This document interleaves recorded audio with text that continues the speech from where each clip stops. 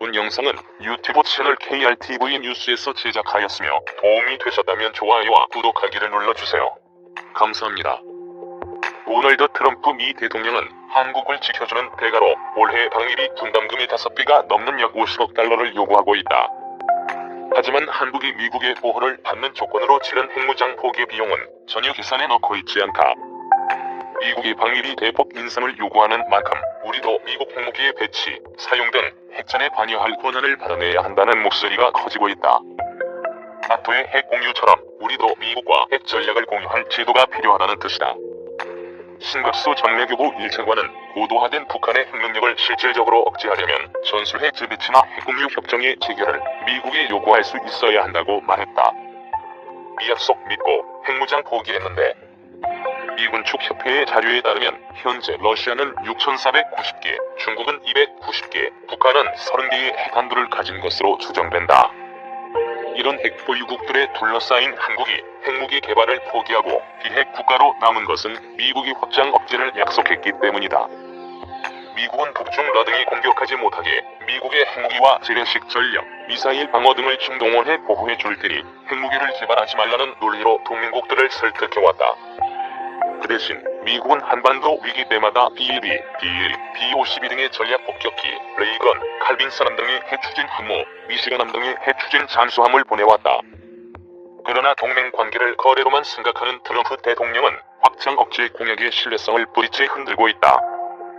그는 미국이 전략 폭격기, 핵항모, 핵잠수함 등을 한반도에 전개하고 연합훈련을 하는데 돈 쓰는 것을 불공정하다고 해왔다. 트럼프 대통령이 아까워하는 전략자산 전개와 연합훈련은 미국이 약속한 확장 억제의 핵심이다. 미국의 약속을 믿고 핵 전력을 갖지 않은 한국으로서는 방위 전략에 심각한 차질이 빚어진 셈이다. 현 정부가 주장하는 자주국방 계획도 재래식 전력에 의존한 것으로 핵을 가진 북중 러와는 상대하기 어렵다. 미 전술핵 공유하는 나토 28개국은 미국과 핵 공유를 하고 있다. 미국의 B-61 전술핵 폭탄을 독일, 이탈리아, 벨기에, 네덜란드, 터키 등 5국에 배치해놓고 유사시 적국을 폭격할 수 있도록 함께 훈련하며 대비하는 것이 핵심이다. 핵무기 사용의 최종 권한은 미 대통령에게 있지만 미국과 나토 국방장관이 모두 참여하는 핵계획 그룹에서 매년 핵전략과 핵무기 운용 계획을 함께 논의한다. 북핵이 고도화되며 전임 우리 정부도 나토식 핵공유에 관심을 가졌지만 실현되지 못했다. 1990년대 철수한 미국의 전술핵을 재반입하는 데 대해 일단 미국 정부가 부정적이었고 중러의 거센 반발도 예상됐기 때문이다. 현 정부도 핵공유에 부정적이다. 강경화 외교장관은 21일 국회의회 동의에서 네이토식 핵공유로 간다는 것은 우리 정부의 비핵화 정책 근간을 흔드는 일이다. 전혀 검토되지 않고 있다고 말했다. 전 정권 전환 후 핵전 계획 필요. 그러나 안보 전문가들은 한국이 핵을 갖지 않는 대신 미국 핵무기의 배치, 사용에 대한 계획을 공유해야 북핵을 제대로 억제할 수 있다고 보고 있다. 신범철 아산정책연구원 안보통일센터장은 대북콘 3 이상의 위기 상황에서만 미국 전술핵을 한국에 전개하기로 약속하고 평시에는 우리 F-15나 F-35 전투기가 미봉토에 가서 핵무기 탑재 훈련을 하면 전술핵 재반입을 둘러싼 논란을 피하면서도 핵공유를 할 수 있다고 말했다. 현 정부가 전시작전 통제권을 2022년쯤 미국에서 넘겨받을 계획이라면 핵무기 배치, 사용 계획의 공유가 필수적이란 지적도 나온다. 박원곤 한동대 교수는 북한은 핵과 재래식 전력을 모두 동원해서 전쟁 계획을 세우고 있을 텐데 핵자산도 없고 핵전 계획도 모르는 한국군 사령관이 어떻게 전시작전을 지휘하겠느냐며 확장 억제 합의체를 만들어 핵 재래식 전력을 통합한 공동의 작전 계획을 만들어야 한다고 말했다. 핵무기는 이제 무용지물, 이미 애물단지가 됐다. 본 영상은 유튜브 채널 KRTV 뉴스에서 제작하였으며 도움이 되셨다면 좋아요와 구독하기를 눌러주세요. 감사합니다. 한국원자력연구원에서 만난 김경구 박사는 미국 캘리포니아 공과대학교에서 학위를 마치고 미국 항공우주국에서 근무하다 한국원자력연구소 초대 수장이던 윤용구 박사의 권유로 한국으로 돌아왔다. 이후 영광 3사국이 원자로 설계 사업 책임자, 원자력통제기술센터 초대 센터장, IAEA 유럽, 아시아 태평양 기술협력국장, 사우디아라비아 원자력, 재생에너지청 원자력 고문관 등을 지냈다. 얼마 전에는 동료 원자력 원로들과 함께 한국 원자력 발전 역사를 다룬 아톰 할배들의 원자력 60년 이야기라는 책을 출간하고 전국을 돌며 우리나라 원자력 역사에 대해 강의하고 있다. 핵무기 소유는 이제 쓸데없는 국력 낭비일 뿐이다. 지금 시대의 핵무기는 무용지물입니다. 각 나라에서 애물단지가 됐어요. 단호하다. 핵무기를 만들었지만 함께 멸망할 것을 뻔히 알면서 사용하진 못할 것이라고 주장한다. 그렇기 때문에 가지고 있는 것 자체가 국력 낭비다.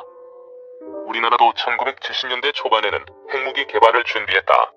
김 박사의 설명에 따르면 지금 대덕에 있는 한국원자력연구원도 애당초 핵무기 개발을 위한 시설이었다.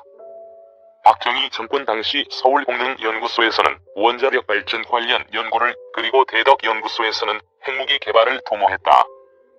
하지만 1970년 핵확산 방지 조약이 발효되고 국제사회의 압박이 가해지면서 정부가 고민하기 시작한다. 결국 박 대통령은 1975년 핵무기 개발을 포기하고 NPT 정식 비중국 등록을 결정한다. 대덕연구소도 핵무기 연구를 포기하고 원자력 발전과 안전 등에 대한 연구로 돌아선다. 사실 핵무기보다 원전을 만들고 돌리는 것이 훨씬 더 고차원적인 기술입니다. 결과적으로 우리나라는 애초부터 핵무기에 손을 대지 않았기 때문에 지금 같은 경제 발전을 이룰 수 있었습니다. 핵무기를 고집한 북한은 굶어 죽기 직전 아닙니까? 구소련의 붕괴도 핵무기와 관련 있다고 보는 것이 김 박사의 시각이다. 1970년대 냉전이 극에 달했을 때 핵탄두가 소련에 2만 개, 미국이 수천 개를 가지고 있었다고 한다라며 단 한 개만 있어도 유지가 어려운 핵탄두를 그렇게 많이 가지고 있는데 문제가 없을 수 없다라고 설명했다. 핵탄두는 해체가 어렵다. 버릴 곳도 없다. 만에 하나 테러나 사고로 국내에서 터지거나 탈취라도 당한다면 심각해진다. 그러므로 유지관리에 많은 비용을 쏟아 부어야 한다. 김 박사가 애물단지라고 표현하는 것도 이런 이유다. 러시아, 미국 모두 지금은 핵탄두를 줄여가고 있는 것으로 알고 있습니다. 지금은 국제적으로 핵무기를 범죄로 인식하고 있죠. 프란치스코 교황이 일본 나가사키에 방문해 헌화한 것만 봐도 세계의 인식 변화를 느낄 수 있지 않습니까? 프란치스코 교황은 지난해 11월 일본 나가사키 폭심지 공원을 직접 찾아 헌화하고 핵무기가 없는 세계가 가능하고 필요하다는 것을 확신하자는 메시지를 발표했다.